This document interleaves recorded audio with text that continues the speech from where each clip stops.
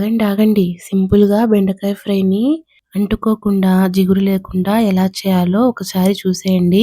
ముందుగా బెండకాయలను కడిగి తడి లేకుండా ఇలా చిన్న ముక్కలుగా కట్ చేసుకొని కొంచెం సేపు ఫ్యాన్ కింద ఆరబెడితే వేపుడు పొడి పొడిగా వస్తుంది. ఇప్పుడు కడాయిలో ఆయిల్ వేసి వేడయ్యాక ఉల్లిపాయలు, అలాగే శనగపప్పు, మినపప్పు, ఆవాలు, జీలకర్ర వేసి వేయించుకోవాలి. పోపు కొంచెం వేగాక కరివేపాకు వేసి చిటపటలాడించండి.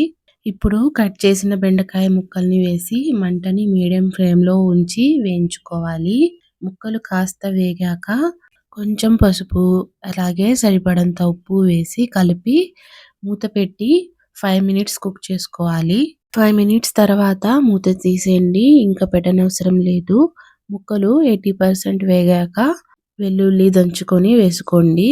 ఇది ఆప్షనల్ అండి. ఇది వేయడం వల్ల మంచి సువాసన వస్తుంది. బెండకాయలు మంచిగా వేగాక ఇప్పుడు కారం యాడ్ చేయండి. చూసారుగా వేడి వేడి అన్నంలో అదిరిపోయే సింపుల్ బెండకాయ ఫ్రై రెడీ. మీరు ట్రై చేసి ఎలా వచ్చిందో కామెంట్ చేయండి.